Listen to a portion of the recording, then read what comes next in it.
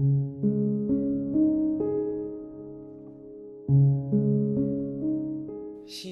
তার জীবনে শারীরিক ও মানসিক নির্যাতন এবং মানব পাচারের মতো ভয়ানক অভিজ্ঞতার মধ্য দিয়েও নিজের ভেতরের এক দৃঢ়তা ধরে রেখেছেন। তার পা সঠিকভাবে চলে না, এক হাতও সম্পূর্ণ কার্যক্ষম নয়, তবুও তার আত্মার শক্তি তাকে বরাবর এগিয়ে যেতে অনুপ্রাণিত করেছে।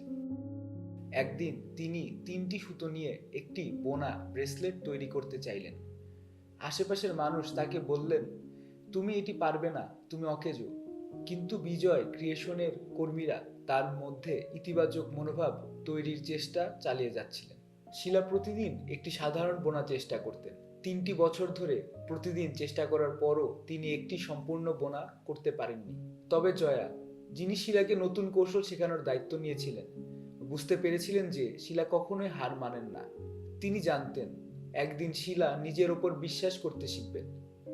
3 বছরের দীর্ঘ সময় পার হওয়ার পরেও শিলার এবং তার সহযোগীদের মধ্যে বিশ্বাস ছিল যে একদিন নিশ্চয়ই কিছু হবে। এক বিশেষ দিনে বিজয়ার একজন থেরাপিস্ট শিলার সঙ্গে বসে তাকে বিভিন্ন ধরনের সুতা থেকে তার পছন্দের সুতা বাছাই করতে বলেন। শিলা বেছে নিলেন কালো, যা তার জীবনের অন্ধকার এবং দুঃখকে প্রকাশ করে, এবং নীল, যা তার আশার প্রতীক। তিনি ভয় আর দ্বিধার মধ্যে একটি বাঁকা নকশা তৈরি করলেন। থেরাপিস্ট তাকে অনুপ্রাণিত করলেন তিনি নিজের অনুভূতিগুলোকে যে কোনো রকমে প্রকাশ করতে পারেন। পরবর্তীতে সেই বাঁকা নকশা একটি অসাধারণ শিল্পকর্মে পরিণত হলো। শিলা অবাক হয়ে সেটি দেখলেন এবং কাঁদতে কাঁদতে সেই সুতোগুলো আবার সাজালেন। প্রথমে তিনি বিশ্বাসই করতে পারছিলেন না যে তিনি এমন কিছু তৈরি করতে পেরেছেন।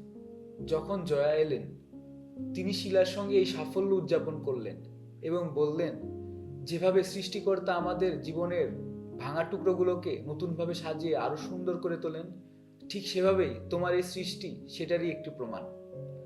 শিলা তাকে জড়িয়ে ধরলেন এবং সেই নকশাটি একটি সুন্দর বালিশে সেলাই করলেন।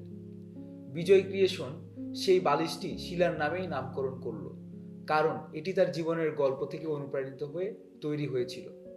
এটি তার জীবনের এক নতুন দিগন্তের সূচনা করেছিল।